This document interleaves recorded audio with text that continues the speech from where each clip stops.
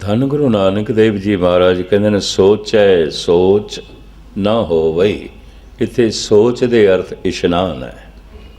ਸੋਚ ਕਰੇ ਦਿਨਸ ਅਰ ਰਾਤ, ਮਨ ਕੀ ਮਹਿਲ ਨਾ ਤਨ ਤੇ ਜਾਤ। ਗੁਰੂ ਅਰਜਨ ਦੇਵ ਜੀ ਮਹਾਰਾਜ ਕਹਿੰਦੇ ਨੇ ਸਵੇਰੇ ਇਸ਼ਨਾਨ ਕਰਦਾ, ਸ਼ਾਮੀ ਇਸ਼ਨਾਨ ਕਰਦਾ, ਮਨ ਦੀ ਮਹਿਲ ਤੇ ਜਾਂਦੀ ਨਹੀਂ। ਪੁਜਾਰੀ ਨੂੰ 2 ਵਕਤ ਇਸ਼ਨਾਨ ਕਰਨਾ ਹੁੰਦਾ ਹੈ। ਅੰਮ੍ਰਿਤ ਵੇਲੇ ਇਸ਼ਨਾਨ ਕਰਕੇ ਉਹ ਮੂਰਤੀਆਂ ਨੂੰ ਸ਼ਿੰਗਾਰਦਾ ਹੈ, ਠਾਕਰਾਂ ਨੂੰ ਸ਼ਿੰਗਾਰਦਾ ਹੈ। ਫਿਰ ਸ਼ਾਮ ਨੂੰ ਆਰਤੀ ਉਤਾਰਨੀ तो फिर इशनान करना है तो वस्त्र बदलना है। धोती वस्त्र कपाटन पाटन रेशम दे वस्त्र धोती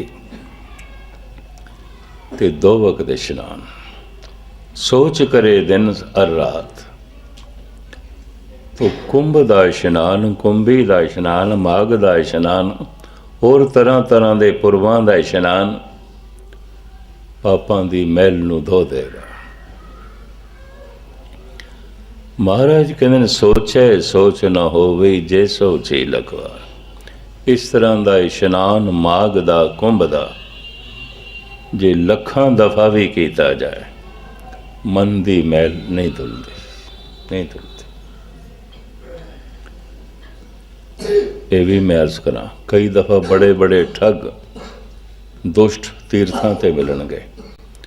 शिव जी ने बनारस बनाई सी सन्यासियों वास्ते, बैरागियां वास्ते, और वो माण नाल कहंदे सन इत्थों दे संत मशहूर होणगे। अज बनारस दे संत मशहूर नहीं, बनारस दे ठग मशहूर ने। ये हर के संत ना किए, बनारस के ठग। कबीर गंगा तीर जो घर करे, पीवे निर्मल नीर, बिन हर भजन ना मुक्त होए, इम कै रमे कबीर। जल के मज्जन जेगत होवे, नित नित मेंढक नावे। इशनान शरीर की सफुर्ती लई ठीक है, तंदुरुस्ती लई ठीक है, ताजगी लई ठीक है, और शरीर की ताजगी है ताई अमृत वेले ये नाम जप सकता है। इतनी तो इशनान की लोड़ है। कर इशनान से मर प्रभ अपना। पर सिर्फ इशनान नाल ही मन की मैल धुल जाती है, सतगुर नहीं मनते। मन की मैल पाप है। दूसरा, मन चुप नहीं करता। इनू किवें चुप कराइए? तो प्राचीन ऋषि मुनिया ने इस समस्या का समाधान ये कढ़िया सी, जिन्ने चिर तक मन चुप नहीं करता, जबान नू चुप रखो, जबान नू भी बोलन ना दो, मौन धारण करो, नहीं बोलना। एक दिन मन चुप कर जाएगा। इस नाल भी गुरु नानक सहमत नहीं हुए। चुप है चुप ना हो वही। जबान दे चुप करन नाल मन चुप नहीं करता, नहीं करता। जे लाए ने आ लिवतार, एक लिवतार कोई मौन धारण करे ता भी मन चुप नहीं करता। कन सुनन वास्ते प्रभु ने दिते ने, अखां वेखण वास्ते, जबान बोलण वास्ते। जिस इंद्रिय का इस्तेमाल ना करिए वो कमज़ोर हो जाता है, शक्तिहीन हो जाता है। जो पैदल नहीं चलता, पैरों की शक्ति गवा बैठता है। जो हत्थां नाल कुछ करता नहीं, उहदे हथ कमज़ोर हो जाते। जिहड़ा दिमाग नाल सोचता ही नहीं, उहदा दिमाग कमज़ोर हो जाता है। अखां ते पट्टी बन रही है तो 3 साल बाद खोलीए अखां आंधियां आउणगियां, अखां च रोशनी नहीं होगी। मैं वो मोनी देखे ने जिन्हों ने वक्ती तौर पर साल 2 साल 5 10 साल मौन धारण किया, अपनी बोलन शक्ति गवा बैठे। बहुत जोर ला के बोलते ने, बारीक जी आवाज़ निकलती है, वो भी टुटे फुटे शब्द। मैं ऐसा देखा क्योंकि जबान की वरतों नहीं हुई। महाराज कहते ने जब लग दुनिया रहीए नानक, किछ सुनिए किछ कहिए। कलगीधर पिता ते कहंदे नावे दादर मौन सो बृछ है, बानर बंदर बास बनारी। अगर मौन धारण करने नाल रब मिलता है, सारे दरख्त मौनी जी महाराज खड़े ने, कोई बोलते थोड़ी ने, हालांकि जीवन उन्हां दे च है। जबान दे चुप करन नाल मन चुप नहीं करता। तीसरा, मन कदी तृप्त नहीं होता, रजदा ही नहीं। वाम मार्गियां ने एक तरीका कढ़िया सी, मन जो कुछ भी मंगता है देओ, जो खाण नूं मंगता है, जो हंडाण नूं मंगता है,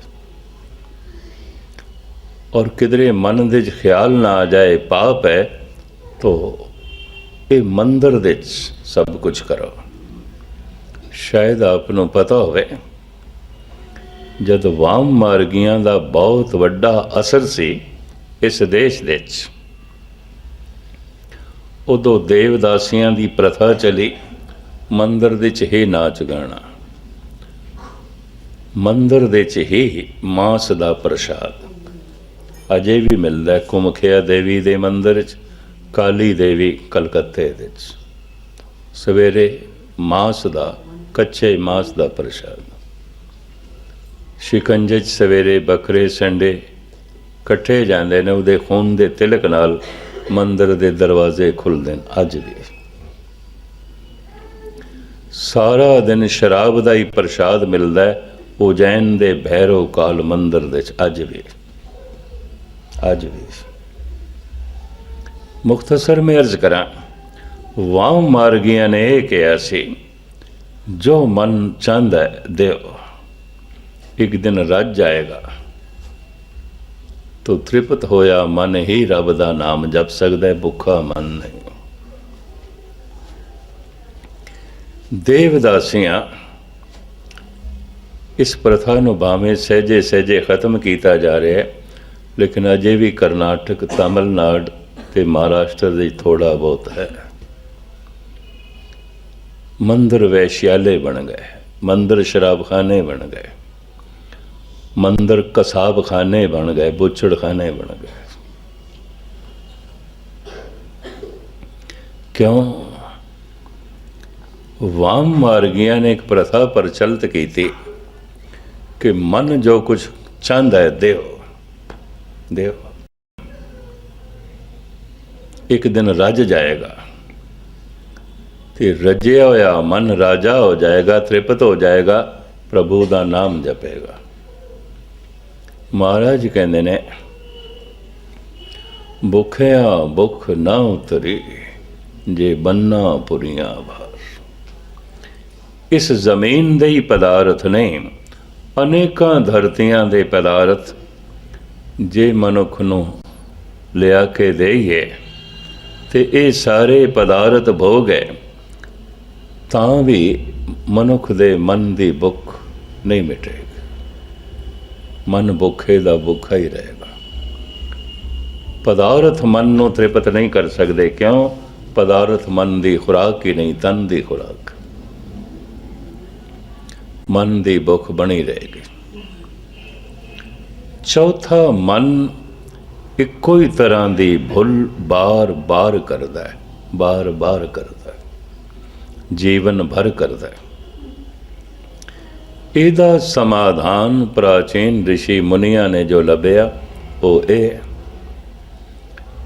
कि मनुख धर्म ग्रंथां अध्ययन करे, हर तरह की विद्या हासिल करे। जो 64 प्रकार की विद्या है वो सारी हासिल करे। मनुख इतना सियाणा हो जाए, फिर मन भुला नहीं करेगा, गलतियां नहीं करेगा। पढ़ लिख जाए, फिर गलतियां नहीं करेगा।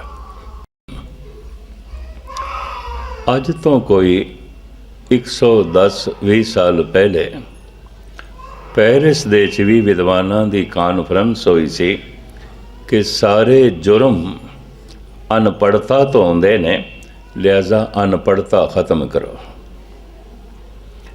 ਅੱਜ ਯੂਰਪ ਦੇ 'ਚ ਅਨਪੜ੍ਹਤਾ ਖਤਮ ਹੋ ਗਈ। 5 ਸਾਲ ਦਾ ਬੱਚਾ ਹੋ ਗਿਆ, ਸਕੂਲ ਦੇ 'ਚ ਭਰਤੀ ਨਹੀਂ ਕਰਾਇਆ ਤਾਂ ਮਾਂ ਬਾਪ ਨੂੰ ਚਾਰਜ ਕੀਤਾ ਜਾਂਦਾ, ਜੁਰਮਾਨਾ ਕੀਤਾ ਜਾਂਦਾ। 5 ਸਾਲ ਦਾ ਬੱਚਾ ਹੋ ਗਿਆ, ਸਕੂਲ ਦੇ 'ਚ ਕਿਉਂ ਨਹੀਂ ਦਾਖਲ ਕਰਾਇਆ? 10ਵੀਂ ਤੱਕ ਤਾਲੀਮ ਫਰੀ ਹੈ। ਅੱਜ ਸਾਰੇ ਯੂਰਪ ਦੇ ਦੇਸ਼ ਪੜ੍ਹ ਲਿਖ ਗਏ ਨੇ। ਪਹਿਲੇ ਨਾਲੋਂ ਕ੍ਰਾਈਮ 100 ਗੁਣਾ ਜ਼ਿਆਦਾ ਹੋ ਗਿਆ। ਪਹਿਲੇ ਨਾਲੋਂ ਕਤਲ ਵੱਧ ਗਏ, ਪਹਿਲੇ ਨਾਲੋਂ ਬਲਾਤਕਾਰ ਵੱਧ ਗਏ, ਪਹਿਲੇ ਨਾਲੋਂ ਚੋਰੀ ਯਾਰੀਆਂ ਵੱਧ ਗਈਆਂ। ਪਹਿਲੇ ਅਨਪੜ੍ਹ ਕਰਦੇ ਸਨ, ਉਹ ਪਕੜਦੇ 'ਚ ਵੀ ਆ ਜਾਂਦੇ ਸਨ। ਹੁਣ ਪੜ੍ਹੇ ਲਿਖੇ ਕਰਦੇ ਨੇ, ਪਕੜਦੇ 'ਚ ਵੀ ਨਹੀਂ ਆਉਂਦੇ, ਚਲਾਕ ਹੋ ਗਏ। ਮਹਾਰਾਜ ਇੱਥੇ ਕਹਿੰਦੇ ਨੇ, ਪੜ੍ਹਿਆ ਮੂਰਖ ਆਖੀਏ ਜਿਤ ਲੱਭ ਲੋਭ ਅਹੰਕਾਰ। ਅਗਰ ਪੜ੍ਹਾਈ ਲਿਖਾਈ ਨੇ ਲੋਭ ਵਧਾ ਦਿੱਤਾ ਹੈ, ਹੰਕਾਰ ਵਧਾ ਦਿੱਤਾ ਹੈ, ਵਾਸ਼ਨਾ ਵਧਾ ਦਿੱਤੀ ਹੈ, ਮੂਰਖਤਾ ਬਣੀ ਰਹੇਗੀ। ਸਾਰੇ ਅਨਰਥ ਕਰੇਗਾ। ਅਨਪੜ੍ਹ ਕਰੇਗਾ ਤਾਂ ਪੜ੍ਹੇ ਲਿਖੇ ਵੀ ਕਰਨਗੇ। ਸਾਰੀ ਦੁਨੀਆ ਦੇ ਸੱਤਾਧਾਰੀ, ਉਹਨਾਂ ਦਾ ਬੇਸ਼ਤਰ ਤਬਕਾ ਪੜ੍ਹਾ ਲਿਖਾ ਹੈ, ਭ੍ਰਸ਼ਟ ਨੇ, ਭ੍ਰਸ਼ਟ ਨੇ। ਇਹ ਵੀ ਮੈਂ ਅਰਜ਼ ਕਰਦੇ ਹਾਂ। ਅਨਪੜ੍ਹ ਮਨੁੱਖ ਕੋਈ ਬਹੁਤ ਵੱਡਾ ਜੁਰਮ ਨਹੀਂ ਕਰ ਸਕਦਾ। ਅੱਜ ਤੋਂ 7-8 ਸਾਲ ਪਹਿਲੇ ਕਾਠਮੰਡੂ ਨੇਪਾਲ ਤੋਂ ਇੰਡੀਅਨ 에ਅਰਲਾਈਨਸ ਦਾ ਜਹਾਜ਼ ਜਿਨ੍ਹਾਂ ਨੇ ਹਾਈਜੈਕ ਕੀਤਾ ਸੀ, ਉਹ ਸਾਰੇ ਪੜ੍ਹੇ ਲਿਖੇ ਸਨ। ਉਹਨਾਂ 'ਚ ਇੱਕ ਇੰਜੀਨੀਅਰ ਵੀ ਸੀ। ਅਨਪੜ੍ਹ ਮਨੁੱਖ ਇਸ ਤਰ੍ਹਾਂ ਦੀ ਪਲੈਨਿੰਗ ਨਹੀਂ ਕਰ ਸਕਦਾ ਜਿਹੜੀ ਉਹਨਾਂ ਨੇ ਕੀਤੀ। 3 ਸਾਲ ਪਹਿਲੇ ਅਮਰੀਕਾ ਵਿੱਚ ਜਿਨ੍ਹਾਂ ਦੋਵਾਂ ਨੇ ਸੰਸਾਰ ਦੀਆਂ ਸਭ ਤੋਂ ਉੱਚੀਆਂ ਬਿਲਡਿੰਗਾਂ 2 ਮਿੰਟਾਂ 'ਚ ਗਿਰਾ ਦਿੱਤੀਆਂ, ਜਹਾਜ਼ ਟਕਰਾ ਕੇ, ਔਰ 5000 ਬੰਦੇ 2 ਮਿੰਟਾਂ 'ਚ ਹੀ ਮਰ ਗਏ। ਅਨਪੜ੍ਹ ਮਨੁੱਖ ਐਸਾ ਨਹੀਂ ਕਰ ਸਕਦਾ। ਅਨਪੜ੍ਹ ਮਨੁੱਖ ਜਹਾਜ਼ ਚਲਾ ਹੀ ਨਹੀਂ ਸਕਦਾ।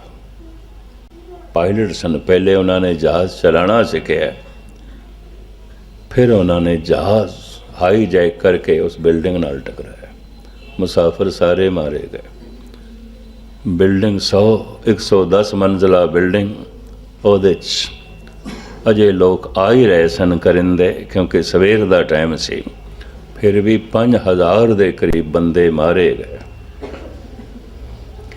ਇਸ ਤਰ੍ਹਾਂ ਦੀ ਪਲੈਨਿੰਗ ਅਨਪੜ੍ਹ ਮਨੁੱਖ ਨਹੀਂ ਕਰ ਸਕਦਾ। ਪੜ੍ਹ ਲਿਖ ਕੇ ਕੋਈ ਮਨ ਸਿਆਣਾ ਨਹੀਂ ਹੋ ਜਾਂਦਾ, ਹੋਰ ਅਨਰਥ ਕਰਦਾ ਹੈ। ਪਰਮਾਤਮਾ ਸੱਚ ਹੈ, ਨਿਰਮਲ ਹੈ, ਤਾਂ ਫਿਰ ਮਨ ਨੂੰ ਕਿਵੇਂ ਨਿਰਮਲ ਕਰੀਏ?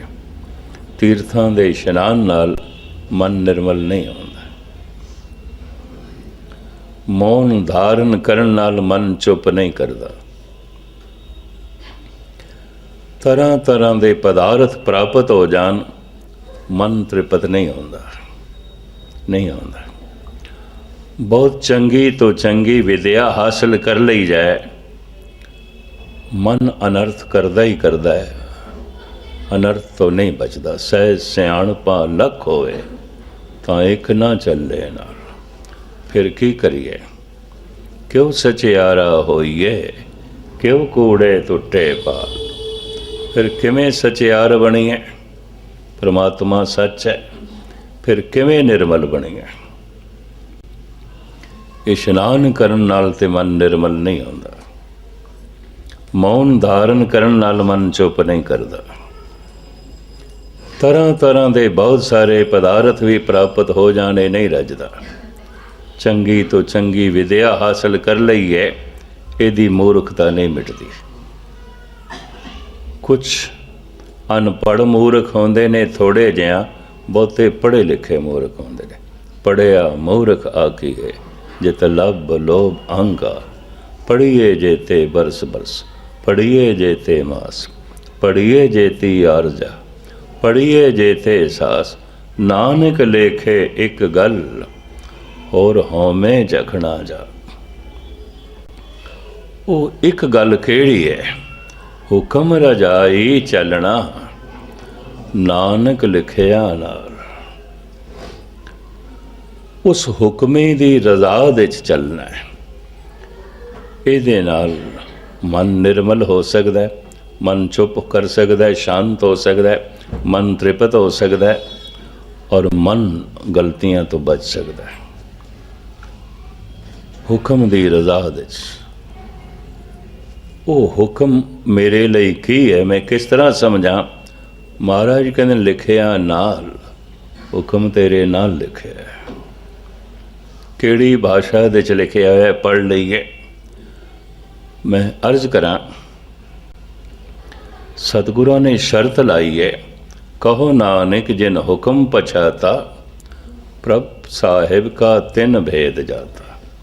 परमात्मा दा भेद वो जानदा है कौन, जिन्हों हुक्म दी समझ है, जिन्हों हुक्म दी समझ है, उस तो बिना नहीं समझ सकेगा। पर हुक्म है कि महाराज कहते जो होवा वो वत्सो जाने, प्रभ अपने का हुक्म पछाने। जो हो गया मेरे नाल होना ही सी, ये उसका हुक्म है। दिन होया है, होना ही सी हुक्म। रात होई है, होनी सी हुक्म। सर्दी आई है, आवनी सी हुक्म। गर्मी हो गई है, होनी सी हुक्म। जन्म होया है, होना ही सी हुक्म। मरण हो गया है, होना ही सी हुक्म। जम्मन मरना हुक्म है, पाने आवे जा। जो हो रहा है हुक्म। आपदी ज्ञात लई अर्ज करा, मनुख दियां सारियां कामनावां नहीं पूरियां होंदियां। कबीर कहंदे जो मैं चितों ना करे, क्या मेरे चितवे होए। अपना चितविया हर करे, जो मेरे चित ना होए। मैं सोचदा और चितव नहीं करदा, इस तरह होवे, हो कुछ होर जांदा है। मेरी चाहत तो उल्ट हो जाता है। मैं चाहया कुछ होर सी, होया कुछ होर है। तो सतपुरुषां दी समझ दे च ये आउंदा है, संसार चल रहा है मेरी चाहत नाल नहीं, परमात्मा दी चाहत नाल। जो मेरे नाल हो गया है, होना ही सी। बने हुए विधान के मुताबिक, कीते हुए कर्मां के मुताबिक होना ही सी। ऐसा होना ही सी। जो होवा हो वत्सो जाने, प्रभ अपने का हुक्म पछाने। सतपुरुष ऐसा समझदा है, अगर मेरी इच्छा कोई पूरी हो गई है तो इस वास्ते हो गई है, परमात्मा की इच्छा भी यही सी, तां होई है, नहीं तो नहीं होनी सी। मेरी इच्छा नहीं पूरी हुई तो परमात्मा की इच्छा कोई होर सी। मैनू उसकी इच्छा नाल राजी होना चाहिए। इनू कहते हैं पाने नूं मनना। महाराज कहते हैं जो संसार दे च रहिंदा होया इस तरह हुक्म नूं मनदा है, वो प्रभु नाल जुड़ जाता है, सचियार हो जाता है, सच की मूर्ति हो जाता है। इन्ना वड्डा ब्रह्मंड ओदी रज़ा दे चल रहा, मेरी रज़ा दे च नहीं। ओदी चाहत नाल चल रहा, मेरी चाहत नाल नहीं। पर ओदी चाहत दा पता किस तरह चले, जो मैं चाहया सी नहीं होया, ओदी चाहत कुछ होर है, ओदी ये चाहत नहीं सी। जो मैं चाहया हो गया तो इस वास्ते हो गया है, परमात्मा ने भी यही चाहया सी। मेरी चाहत परमात्मा की चाहत नाल मेल खा गई, तां हो गया। जो होवा हो वत्सो जाने, प्रभ अपने का हुक्म पछाने। हुक्म रजाई चलना, नानक लिखिया नाल।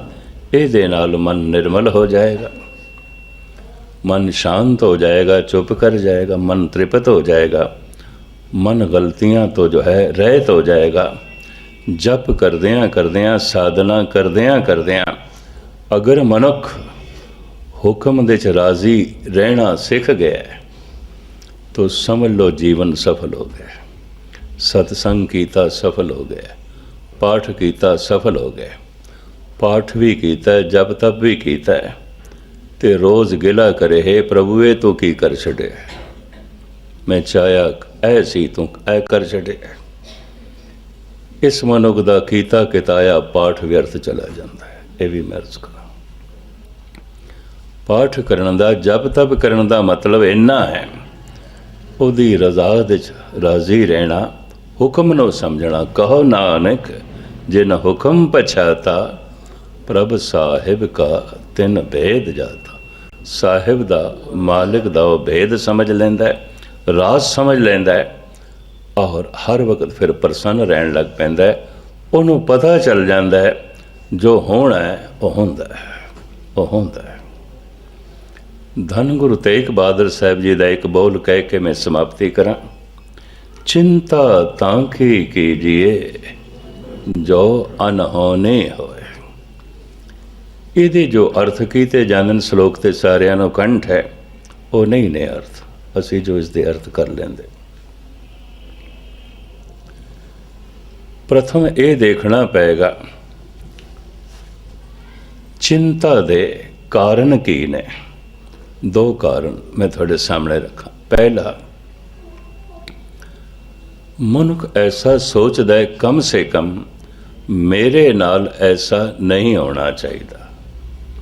होंदा है जगत नाल होवे पिया, मेरे नाल ऐसा नहीं होना चाहिए, पर अंदर चिंता बनी हुई किधरे हो ना जाए, हो ना जाए। एक दूसरा, ऐसा होना चाहिए, मैं चाहना, मेरी कामना है ऐसा होना चाहिए, पर अंदर चिंता बनी हुई मता ना होवे, ना होवे। ए चिंता दे दो कारण ने। मैं फिर दोहरावां, कम से कम मेरे नाल ऐसा नहीं होना चाहिए, होंदा है जगत नाल होवे, पर अंदर चिंता बनी हुई है किधरे हो ना जाए, हो ना जाए। कबीर कहते ने पारो सी के जो हुआ तू अपने भी जान। किहड़े चक्रां च पिया तू?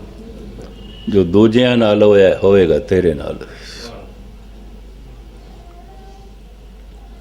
कम से कम मेरे नाल ऐसा नहीं होना चाहिए। संसार बुढ़ा होंदा है, कम से कम मैं ते बुढ़ा ना हो। संसार मरदा है, कम से कम मैं ते ना मरा। कम से कम मेरे नाल ऐसा नहीं होना चाहिए। होर बहुत पहलुओं च मनुख ऐसा चाहता है, पर अंदर चिंता बनी है किधरे हो ना जाए। दूसरा, हे प्रभु ऐसा होना चाहिए, मेरी कामना है, मेरी मंग है, पर अंदर चिंता बनी हुई मत ना होवे। गुरु तेग बहादुर साहब जी ये कह रहे हैं, जो होंदा है वो होंदा है, जो नहीं होंदा वो नहीं होंदा।